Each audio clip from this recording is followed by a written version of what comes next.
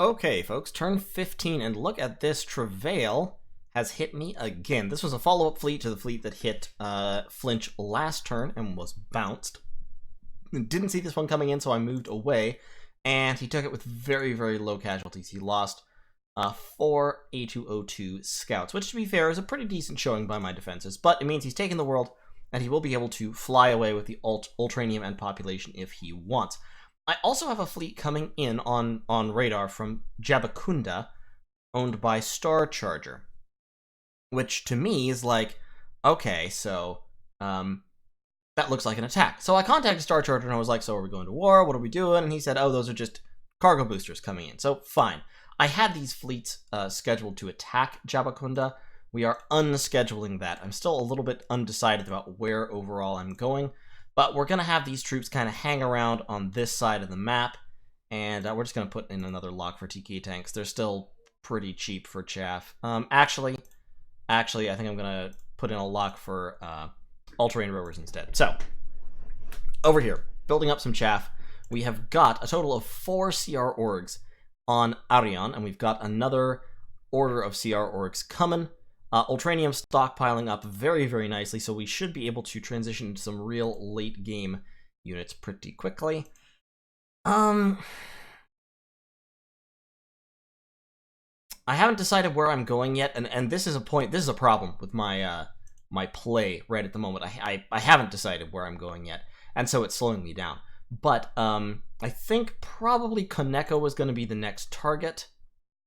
Koneko has been building up his late-game units here. He's got CR Org 2v4s, which are very, very scary units.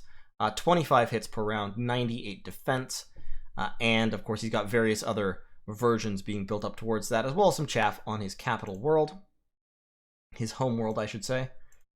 And we're just kind of building up here. We've got 2 Zeron medium cruisers that are sitting on Mimer for a turn, waiting to pick up a little bit of chaff that'll be incoming. We got some TK tanks down here, more Ultranium heading up to Mimer, more Zenran War Monks there, etc. All this same stuff. Our Warmech lock actually deserves to be changed since price has gone down, so that's fine. In terms of where we're attacking this turn, we're hitting Flinch, so we're retaking Flinch. We're hitting Gahoon, so we should take Gahoon pretty easily. And we're also moving troops to Mira, just in case Starcharger is lying to me, or in case Travail is aiming to hit Mira. We're also leaving some troops on Kadesh. We're leaving the secret wave here, and we're recruiting 6 X5 Raiders since the price on them has gone down. We've got a bunch of super space fighters over on Jabrea, and we are continuing to recruit more of them. A gas world organism. I don't know what that means exactly, but it sounds very sci-fi. We're recruiting a bunch more super space fighters. Since the prices of fighters have come down and the prices of ground units have come up, we're now seesawing back towards using fighters primarily as chaff, because they are better overall. And this gives me an opportunity to talk about, in a little bit more detail, one of the main strategic considerations of Ultracorps, which is that you can't defend everything. So in this case, like I said, I got hit by Travail. I had no idea he was coming. This is a 30 firepower fleet.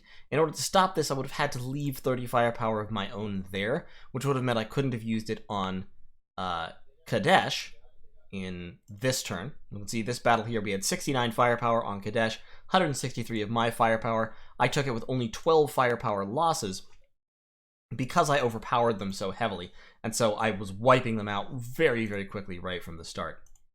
That kind of overkill is really important to maintaining your own firepower, but it means that if you're concentrating that much in specific locations, it means you can't defend everywhere. And so this kind of raiding can happen. Now, the interesting thing, of course, is that in Ultracorps, you can strip planets. Like right now, I'm stripping Einstein completely. All that's left here is 133 population. I'm taking all of the money. I'm taking the vast majority of the population. All are going to Soy Boy. Serendipity, same thing. Literally everything on this planet is going to Soy Boy this turn, which means I don't actually need to defend Serendipity. Basically, even if someone hits it, I won't actually lose much of anything. Now, and it takes only 1 turn to get to Soy Boy, so the absolute maximum anyone can take from this planet if they land is the EI and the RER per turn. Is a total of 42 population and 240 Ultranium, assuming I've built nothing. And of course I am building Q9 Eliminators. So, as a result, basically, it doesn't matter if someone raids this planet away from me. And that's kind of part of the feeder world strategy, like Galway. Galway, it doesn't matter if someone raids Galway away from me. Bethira, it doesn't really matter if I lose that planet. Relay, it doesn't matter if I lose this planet. So those are all worlds that if someone hits, that I can leave undefended, thus increasing the odds that someone will choose to attack them. And if someone chooses to attack them, now I know where their fleet is, and I have an idea of where they can get to. So if a big old fleet moving at with a total speed of 100 lands on Relay, I can say, okay, so units X, Y, and Z in this fleet could hit Kandra, Galway, or Arion, or Mimer in the next turn. In 2 turns, they could hit anywhere in this cluster, but of course if they split up to different speeds, I can do a lot of analysis at that point. I can know where they came from. I can figure out, I can see how many fleets they have, so I can figure out if they've combined from a whole lot of different places. I have these scanomatics moving around randomly. But so the core of this strategy is the idea that I don't have to defend all of my worlds.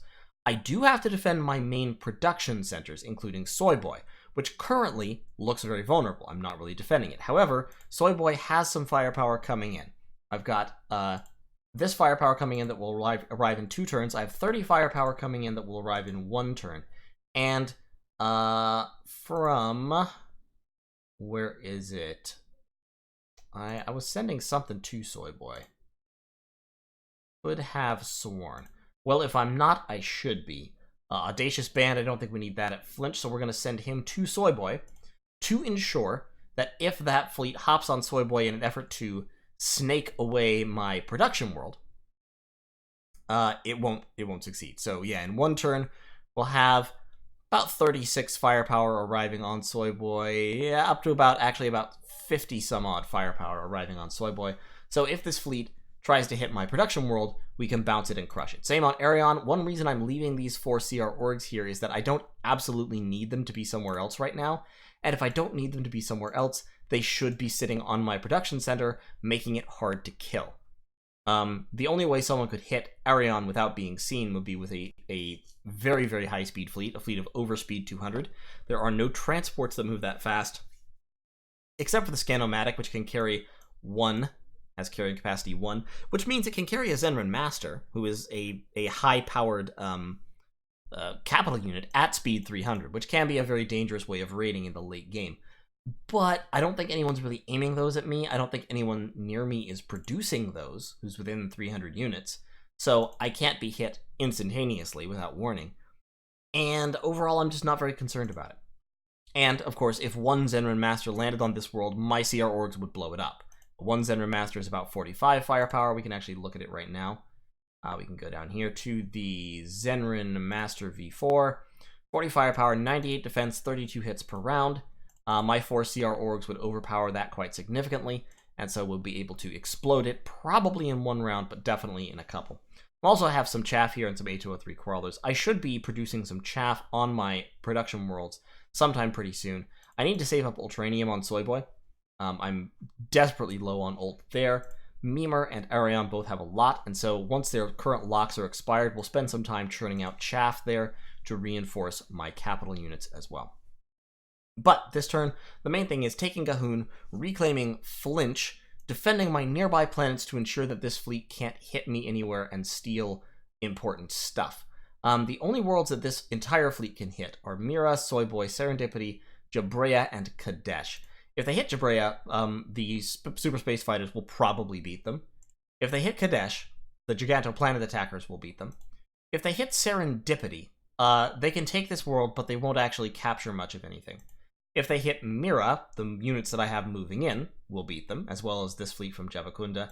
And if they try to hit Soy Boy, my this Zeron medium cruiser and a CR org will beat them. And so they shouldn't be able to go anywhere successfully. And that's my goal. So probably what they're going to do is take all these cargo boosters and load up all the population and Ultranium and fly away with it. Travail, of course, it will be a long, long journey, but Travail could easily load that stuff up and say, okay, we're just going to send this back to Droxoid.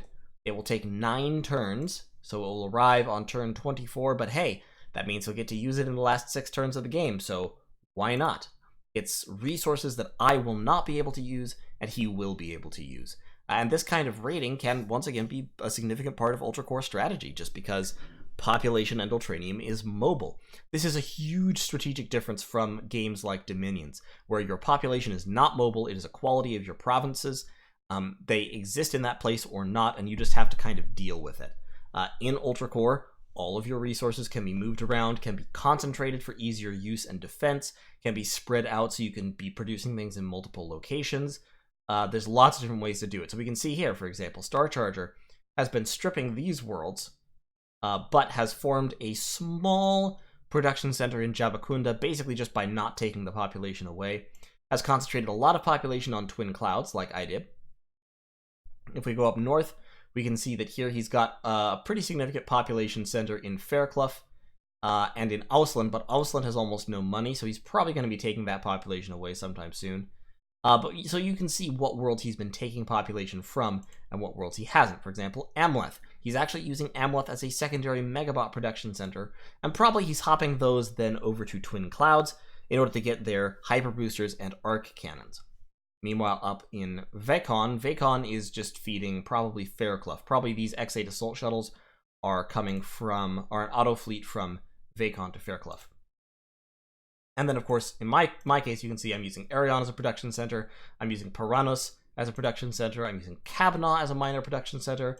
I'm using Mimer as a production center. And I'm using Soyboy as a production center, all of which have at least one or more worlds feeding them resources to keep them going. And like I said, I still need to get set up on Soyboy so that I can have that Ultranium coming in regularly. Because right now, not a lot of it. Not a lot of Ultranium, but we'll get some from Mimer, we'll get some from Einstein, from Serendipity, and it'll be good. We will start to build that up so that we can use that in a few turns as a major production center. What I want, actually, is I want Mimer to be building XMCs and send them over to Soyboy to get upgraded, but Soyboy has this lock, which is cheaper than a normal lock would be, so I want to keep that lock. Although actually building more Xeron force coils would be more efficient. Yeah, let's actually cancel that and buy a max lock of force coils. And then on Mimer, I do want those XMCs to stay put for a turn. Just in case, well, no, I don't think they really need to. Yeah, we can move these guys. So they can just head on over to Soyboy, get their upgrades, and proceed on as Xeron heavy cruisers to join the rest of the fleet. So, thanks for watching. That's turn 15. I'll see y'all in turn 16. Okay, folks, it's turn 16 of Destruction Delivered, and we are about to have something very interesting happening. So first of all, Travail hopped over to Jabrea. Firepower here was very, very even. This fight could have gone either way, but we took out his Psy-Hauler in the first round. But unfortunately, we did get ground down a little bit faster than he did, and so that Megabot managed to just tank through our attacks. Not too surprising. I mean, it does have 96 defense, so it would need 25 hits to, on average, kill it. And by the time it was alone, we were down to only 11 Super Space Fighters. They're only landing 3 or 4 hits a round, so in those 6 following rounds, it probably only took a total of about 12 hits. So, he did capture Jabrea. That's unfortunate. It's not something that we can't fix, basically. We have a fleet already on the way to Jabrea, 2 Gigantoplanet attackers, 1 Boron Recon buggy.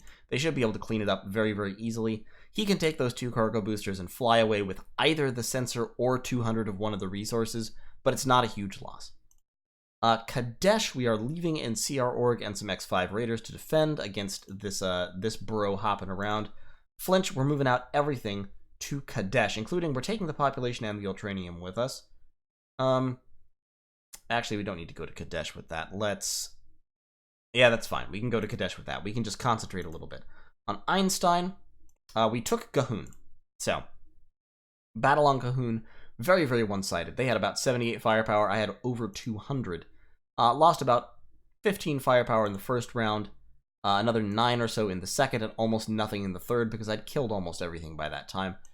Only chaff casualties. We lost 6 of our TK tanks, and a whole bunch of Corvettes, some buggies, a couple Sentinels. Nothing too bad. Now, we're leaving an XMC and 17 TK tanks to guard this place while we start pumping out TK bikes and assault sidecars here. So we're getting a TK bike, 3 sidecars, and then a full lock of more TK bikes to upgrade over time. So we'll get some fast fighters from Gahun. Soy Boy is concentrating. We're getting more Ultranium built up here, building some Xeron Force Coils. Then we're getting a max lock, as many as we can, Hue 9 Eliminators, just to have a little bit of defense in place. And we'll go back to pumping out Xeron Medium Cruisers. We also have a little bit of chaff incoming next turn. But what's interesting this turn is we have another fleet inbound from Blind Date to Abrawari. And the firepower visible on Blind Date and Jabakunda has just dropped dramatically.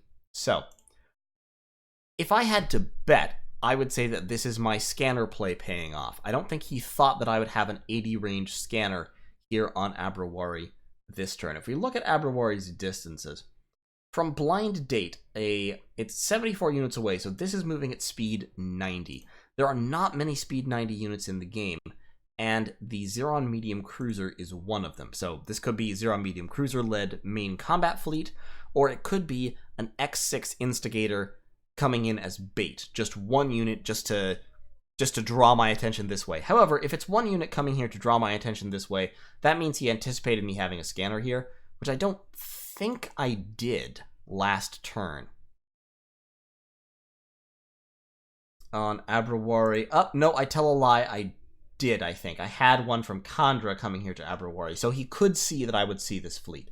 Now, Jabakunda, like I said, their firepower has also gone way down, and they are just far enough away that an 80 range scanner would not see a fleet moving at speed 90 or speed 100, actually. Speed 100 is what they would need to get to me from Jabakunda. So it's possible that he's concentrating forces here. Now, it's also possible he's sending his forces somewhere else. From Jabakunda and Blind Date, the worlds that he can easily reach within one turn, definitely, or two turns probably. Basically any world this side of Einstein. So this line kind of denotes the limits of his two-turn jump. If he's going for one of these worlds, Eisenhut, Relay, or Kandra, I'd be able to see them coming in if they were speed 120. I would not if they're speed 100. I'm betting that he is actually attacking Abrawari. Now, that's a little bit of a dangerous bet, of course, but it's a bet that I'm willing to take. And as a consequence, I'm concentrating quite a bit of firepower on Abrawari, actually. We're concentrating 20, 40, 60, 80, 90, 100. We're concentrating a little bit over 100 firepower on Abrawari. We've got some chaff there, 2 Xeron medium cruisers, a mixed fleet led by a Xeron heavy cruiser, and then 2 more Xeron medium cruisers, all collapsing on Abrawari this turn. This fleet, of course, is going to Kadesh. Serendipity has nothing. They just building 1 Hue 9 Eliminator. Do I have anybody going to Serendipity to defend it? I don't think so. I do have an auto fleet of 9 cargo boosters going to Serendipity, so I'll tell you what, let's cancel that for the moment. We'll just let them sit. I don't need to go to Serendipity this turn. Beyond that, from Gahun, we're moving out. We're deploying to Einstein to defend that against a hop. And then Titanic Lord is launching straight for Jabakunda as a counterstroke. So it'll take them 5 turns to get there. They will be seen before they arrive, since they only have speed 70. So he'll see Titanic Lord coming long before it hits. And that's fine. I can bring in more troops. Those 5 turns give me time to concentrate a massive sledgehammer blow. And that's my goal, is to concentrate a massive sledgehammer blow on Jabakunda and just overwhelm whatever defenses he might put in place with sheer raw force. That is the Entradishar way. Now, these CR orgs are deploying to Mimer, which is 2 turns away. From Mimer for 120 speed units, Jabakunda is 2 turns away, so all of those will be available to help. All of these 6 CR orgs. These A203 crawlers, I don't think will be available to help. Let me see real quick. If they deployed right now, Jabakunda is 5 turns. Let's send them. Jabakunda has an Scanomatic on it, so they have 80 scan range there. Blind Date has no scan range and has a variety of actually fairly powerful troops on it. I think those units are probably going to be striking into my back lines. So what I want to do here is Kabnaw is deploying these troops to Mimer, but actually I'm going to jump them to Kandra. And Kandra does have a Scanomatic on it right now. Can't see anything, but if one of those fleets hops towards Kandra, it'll end up 26 units away, which will be just far enough that a Scanomatic wouldn't see them, so what I'm going to do is I'm going to pop this Scanomatic over there. He may have been keeping track of where my scanners are moving, so he may anticipate that I wouldn't have a scanner on Kandra next turn. We're going to see if we can disabuse him of that notion. Meanwhile, I don't mind if he hits Relay, really, because I've stripped it of everything valuable, and it is the place that God forgot. So if he takes it, big fucking whoop. At 180 speed, once again, he would be slightly too far for visual range scanning, close enough for any other scanner to see him. So I think what I might do I have another scanner sitting around somewhere? I don't think I do. I think I've deployed all of my Scan-O-Matics. Bia has a Scan-O-Matic sitting on it, so let's hop that Scan-O-Matic up there. We'll just turn it onto an auto fleet, and we'll deploy it to Relay, just to get a little bit more coverage, because I don't think otherwise I have a scanner going to Relay this turn. Do I? What are you? Okay, that's from Bia. Oh, yes, I do. I have one from Piranus going there, so never mind. We'll just leave Capable Matador sitting there on Bia waiting for their time to shine. We've got 16 Super Space Fighters here that we're also going to assemble into a fleet to go somewhere. Jabakunda would only be 3 turns away, so let's hop over to Soy Boy first. And then it would be 2 turns from Soy Boy, so they can gather up here. These guys could hit Jabakunda in 3 turns, so 2 turns from now we'll have to keep an eye on them. So, we're gearing up for that. Obviously, we're gearing up for a big old war against Starcharger. In terms of overall power, in terms of firepower, I'm significantly above Starcharger. Starcharger, however, as I've mentioned, has the edge in speed, so he can concentrate his firepower more efficiently than I can. He may well be able to beat me with that advantage, but we'll see. I have twice the worlds and almost twice the population that he does, so I have a big production advantage. If Starcharger wants to win this war, he's going to have to play very, very efficiently, which of course he can do. He's been doing this for a very long time. We'll see how this ends up, but I should, I think, be able to win this war just by virtue of deploying massively superior forces. I mean, for him, concentrating 150 firepower is like a quarter of his entire empire, almost. For me, concentrating 150 firepower is more like a sixth of my empire, and it's something that I can do repeatedly in multiple places simultaneously without having to worry too much about it. Now, we'll see where he's actually striking, because he may be hopping over my scanner range efficiently. I don't know that. I have a lot of 80 range scanners, but I also have a lot of 25 range scanners, and that's just how these things tend to go. For example, he could be aiming from Blind Date to Kadesh with a 100 or something speed fleet, and wherever he's going, he can also hop in all these TK Bikes V2, which are a significant damage boost, plus these Megabots V2, which are also a very significant power boost. I mean, he's got like 90 firepower of speed 200 or up speed between 180 and 220 units just sitting down there, and then he's got more up here on Twin Clouds.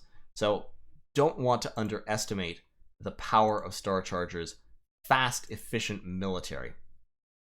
But I think my slow lumbering military can beat him if we can bring him to battle. And so it will definitely end up being a question of guessing where he's going to go and him trying to guess where I'm going to go. Now me, I'm going to be easier to guess because I'm slower. We'll see how it ends up. As for Travail, I hope that Travail has just kind of given up this little expeditionary force that he launched down towards me as a lost cause. He's lost almost all of it. All he's got left is a Megabot V2 out of well over 100 firepower that he sent down here in a bid to, like, start some shit. I don't think he's really reinforcing that more. I don't see a whole lot of Megabot V2s that he's building.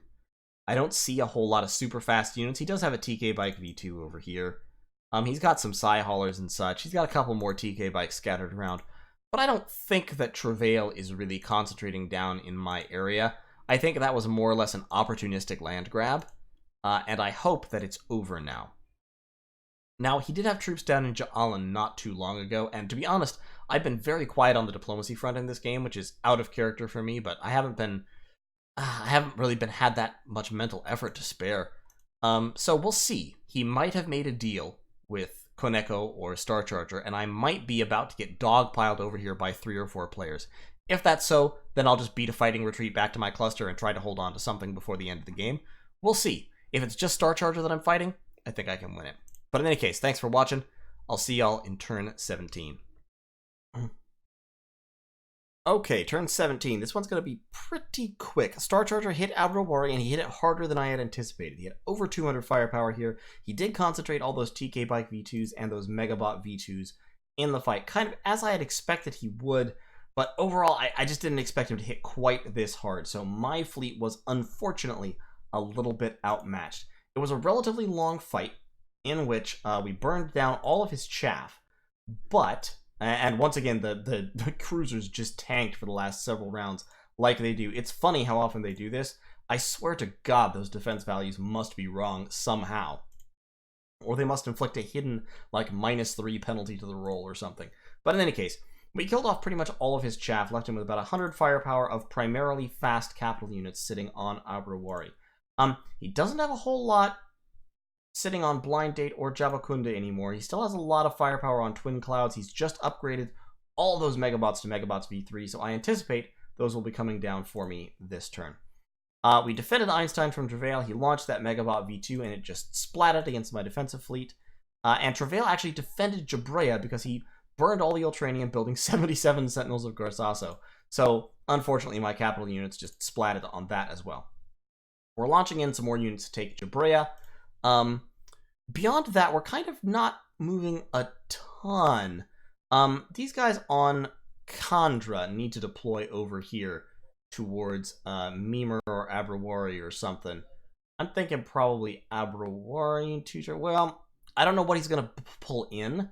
So I think from Khandra, I'm just going to hop down to Relay. From Relay, they can hit Abrawari in 1 turn if necessary. Ariane, similarly, is going to pull these 2 CR Orgs, and they are going to hop to Relay, where they can hit Abrawari in 1 turn. We're pulling troops in to defend Mimer as well. We are building 145 Sentinels of Garsasso, plus we've got 2 TK Bikes versus version 2, and 4 CR Orgs coming in. So 4 CR Orgs, plus over 100.5 Sentinels of Garsasso, plus a Xeron medium cruiser and 50 all-terrain rovers. That will be enough to hold Mimer against this fleet if he attacks. He probably won't. Like, it would be a significant miscalculation for Starcharger to attack with that fleet. He may bounce back and take Mira, in which case, that's fine. There's literally nothing on the planet, so he can have it if he wants. He may hop down to take Eisenhut, which also not terrible, to be honest. Like, he can have that if he wants it. He might attack Bia. If he attacks Bia, he'll take it, and that will be a pain in the neck, because Bia has, 800 population on it, but still. Mimer is going to be secure. Soy Boy is going to be secure. I have more fleets incoming to Soy Boy. That's 200 Ultranium. That's 16 Super Space Fighters. 4 Xeron Medium Cruisers are going to pop out and upgrade. So we'll have 5 Xeron Heavy Cruisers here. Plus, I'm just leaving all these units here for chaffing purposes. Flinch has nothing. They're building all-terrain rovers. That's fine. I don't even need to bother with those locks. These troops are going to Jabrea. Superb Wand. And in fact, I think I'm going to take with them... Actually, I'm going to send all of these units to Jabrea just to be certain. And I'm going to take all the population and as much of the Ultranium as I can with them. Actually, let's swap that around. Let's take all the Ultranium and then as much population as I can. So we can land those on Jabrea, turn it into more of a production center. Gahun still has some units sitting on it. It's building TK Bikes, which upgrade with the sidecars. I'm leaving those TK tanks and that Xeron Medium Cruiser just as a garrison force. I think it's a good idea. I have a TK Scan 420 here, so I cannot be taken by surprise on Gahun. But they could potentially hop here from Einstein. Abrawari is just far enough away that the TK Bike V2s can't hit me without me seeing them coming. So, it's an interesting situation. I think I can hold off Starcharger's attack, but I may not be able to expand much more for the rest of the game if he focuses real hard on fighting me. Now, the exchange is still going in my favor, question mark. I lost a little bit more firepower than he did, but I have a lot more production capacity than he does, so I should be able to manage. It's just kind of a question of how much damage he causes and how long it takes. Of course, we only have about 12, somewhere between 12 and 14 more turns left in the game, so he may be able to keep me down to 18 worlds, in which case I will most definitely not be in like the top 5 or so by the end. U-Bones here is expanding at a rapid pace. He's actually taken worlds from a bunch of players this coming turn. He just saw unguarded worlds and sniped them, basically. Scanomatic said this is a very, very fragile kind of fleet, and he lost a bunch of Zenran fighters doing it, which is, a fairly hefty firepower loss, but, I mean, they chaffed okay, I guess, for those 37 Sentinels of Grassasso to not kill off his Megabots. So U-Bones is big. U-Bones is the top of the heap right now with 24 worlds.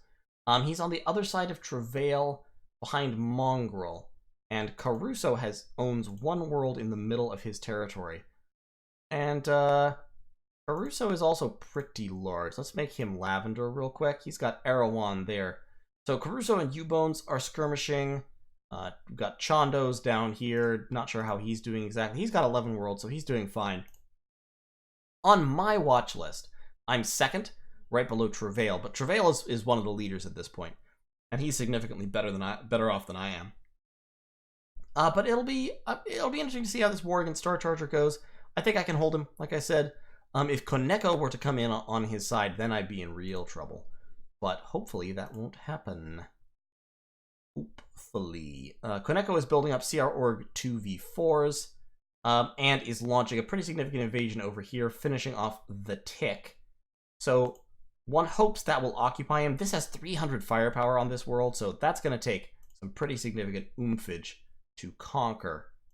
He is still logging in, still putting in moves, so might take a little while to kill him off. So in any case, that's turn 17. I will see you all in turn 18 as my defensive moves hopefully catch and destroy some of these invaders if they try to move out. And we're going to launch our counter. We are already aiming our counter strike towards Jabakunda, which will be landing in 4 turns. This fleet actually should not be going to Jabakunda, because that will take it 6 turns. Well, actually, yes. Well, I'm going to engage in completely unwarranted optimism and say this fleet should go to Jabakunda. So what that means is I need to be concentrating my forces to hit Jabakunda in those 4 turns. From Soy Boy, I need to launch in 2 turns to hit Jabakunda. From Jabrea, this fleet could hit in 2 turns, but from Kadesh, but from Jabrea it'll take 3. So these troop units will need to launch from Jabrea immediately in order to land on Jabakunda. From Gahoon, this Zeron medium cruiser, moving at speed 90. Yeah, you know what? Go ahead. Launch for Jabakunda. We're committing, so we're deploying a lot of firepower towards Jabakunda to hit in 4 turns. My aim is to have about 300 plus firepower hitting Jabakunda. We're going to land on that world like a hammer, and then march straight for Twin Clouds, and force Starcharger to, at that point, begin responding to me, instead of me responding to and playing defense against him. These X7 Corvettes, 7 of them won't be able to defend this world effectively, so we're just going to deploy them right now. We'll deploy them up to Soy Boy for a defensive force. Okay, so that's the turn. I'll see you in turn 18.